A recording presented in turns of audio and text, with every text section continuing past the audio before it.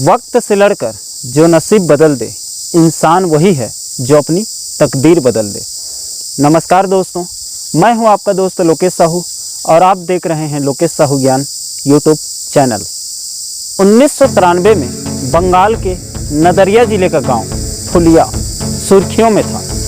एक गूंगी बहरी लड़की के साथ दुष्कर्म की खबरें अखबारों में आ रही थी। ये दुष्कर्म किया था सीपीएम के एक कार्यकर्ता ने। उस पीड़ित लड़की को साथ लेकर एक साधारण सी दिखने वाली महिला सीधे रॉयटर्स बिल्डिंग की ओर आगे बढ़ रही थी। तब ज्योति बासु बंगाल के मुख्यमंत्री थे। पुलिस ने उस महिला को रोका, उसके साथ बदतमीजी की और बाल घसीटकर बाहर फेंक दिया। ठीक 18 साल बाद वो महिला दोबारा रॉयटर्स बिल्डिंग पहुंची और इस बार वो पश्चिम बंगाल की मुख्यमंत्री बन चुकी थी।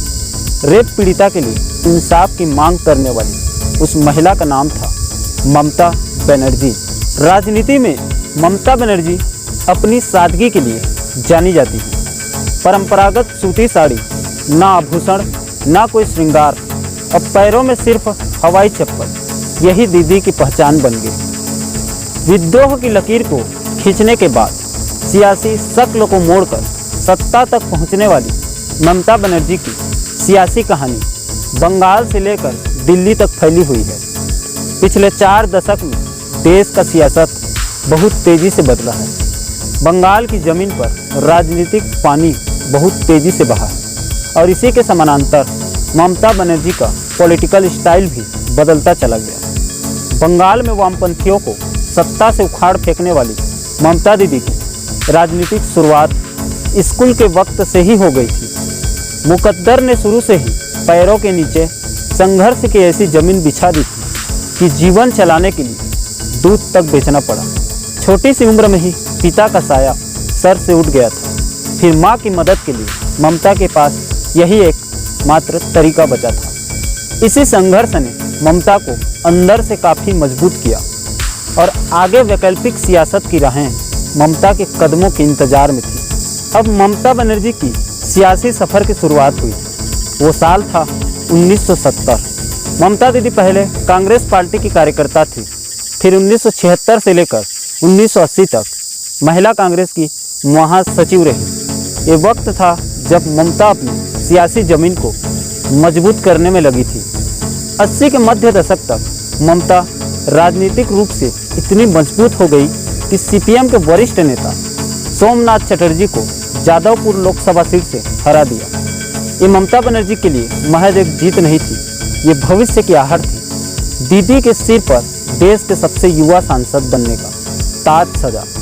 ममता बनर्जी का कद बहुत तेजी से बढ़ता जा रहा था। पार्टी ने दीदी को अखिल भारतीय युवा कांग्रेस का सचिव बना दिया। लेकिन 80 के दशक के आखिरी साल में जादवपुर लोकसभा सीट से ममता के हिस्से में हार आ गई। लेकिन हार और जीत से ऊपर की राजनीति में माहिर हो चुकी ममता बनर्जी 1991 में फिर से चुनाव जीतकर संसद पहुंच गई। इस जीत के बाद जो सिलसिला चला वो कई लोकसभा चुनाव तक रुका नहीं। ममता बनर्जी को हरा पाना अब किसी की बूते की बात नहीं रह गई। 19 के दशक की शुरुआत में देश के भीतर एक तरीके से सियासी ताना बाना बुना जाने लगा। नरसिम्हा राव की सरकार में ममता बनर्जी को कई विभागों की जिम्मेदारी दी गई। खेल विभाग में रहते हुए ममता बनर्जी ने विकास योजनाओं को सरकार के सामने रखा। सरकार ने बहाल करने से मना कर दिया। ये विरोध इतना बढ़ गया कि ममता बनर्जी ने अपना इस्तीफा दे दिया। यहीं से ममता के बागी तेवर और कांग्रेस पार्टी की सियासत आमने सामने आ गई। 1996 में केंद्र सरकार में ममता बनर्जी की अच्छी खासी पकड़ थी। लेकिन पेट्रोल की कीमत बढ़ाई गई तो ममता ने अपनी ही पार्टी के खिलाफ विरोध शुरू कर दिया। अब स्थिति इतनी बिगड़ गई कि फिर कांग्रेस को ममता के मोह को त्यागना पड़ा। मतभेद का किला काफ़ी बड़ा हो गया था। कांग्रेस पार्टी पर ममता का आरोप था कि पार्टी बंगाल में वाम दलों की कठपुतली बन गई है। अब तक ममता का मन नई पार्टी बनाने का मन बहुत आगे बढ़ गया था। फिर क्या था, देश में एक नई पार्टी तृणमूल कांग्रेस का उदय हुआ। खुद ममता बनर्जी पार्टी की कमान को संभाली और पार्टी के अध्यक्ष बन गए। इस फैसले ने ममता के हिस्से दिक्कत और दुविधा दोनों लेकर आए, लेकिन कम समय में ही बंगाल की साम्यवादी सरकार के लिए ममता बनर्जी चुनौती का दूसरा नाम बन गई। वक्त तेजी से आगे बढ़ रहा था। 1998 के लोकसभा चुनाव में ममता की पार्टी टीएमसी ने 8 सीटों पर जीतकर बता दिया कि बंगाल की सियासत में ममता की खूबसूरत सफ़र की शुरुआत हो चुकी है। 90 के दशक के आखिरी सालों में ममता बनर्जी की पार्टी बीजेपी के नेतृत्व वाली राष्ट्रीय जनतांत्रिक गठबंधन यानी कि एनडीए सरकार का हिस्सा बन गई। रेल मंत्री का पद मिला, रेल बजट पेश हुआ तो बंगाल के हिस्से ज़्यादा सुविधाएं दी गई। ममता के इस फैसले पर विवाद शुरू हो गया। ज़्यादा दिन तक ये जोड़ नहीं चल सका। 2001 में ममता बनर्जी की पार्टी एनडीए गठबंधन से अलग हो गई। उन्हें लगा कि ये फैसला सही नहीं है। तब तक 3 साल का वक्त बीत गया था। 2004 में फिर से ममता बनर्जी एनडीए गठबंधन में शामिल हो गई। इस चुनाव के बाद सरकार बनी तो ममता बनर्जी फिर से केंद्र में मंत्री बन गई। 2005 का वो साल ममता बनर्जी के लिए सियासी रूप से सबसे खतरनाक साल साबित हुआ। उनकी पार्टी कोलकाता नगर निगम से अपना नियंत्रण खो दिया। 2011 में विधानसभा का चुनाव हुआ तो तृणमूल कांग्रेस माँ, माटी और मानुष के नारे के साथ विधानसभा चुनाव में प्रचंड बहुमत के साथ राज्य में जीत का परचम लहरा दिया। इसी के साथ 34 सालों से सत्ता पर काबिज वामपंथी मोर्चे का सफाया हो गया। ममता खुद के पैर को सियासी राहों पर बंगाल से लेकर दिल्ली तक बढ़ाने लगी। 2 बार केंद्र में रेल मंत्री रह चुकी ममता बनर्जी को पेंटिंग का बहुत शौक है और यही पेंटिंग उनके लिए मुसीबत का कारण भी बन गई। शारदा ग्रुप ने उनकी पेंटिंग को करोड़ों में खरीद लिया। इस विवाद ने ममता के दामन पर दाग भी छोड़ गए।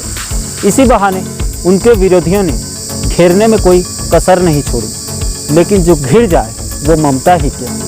इसका जवाब ममता ने 2016 में हुए बंगाल विधानसभा चुनाव में ताबड़तोड़ जीतकर करारा जवाब दे दिया। उसके बाद अभी हाल ही में हुए बंगाल विधानसभा चुनाव 2021 में ममता बनर्जी ने लगातार बिना ब्रेक के तीसरी बार प्रचंड बहुमत से जीतकर इस बार अपने सबसे बड़े विरोधी मोदी और बीजेपी ब्रिगेड के गाल में करारा तमाचा मारी।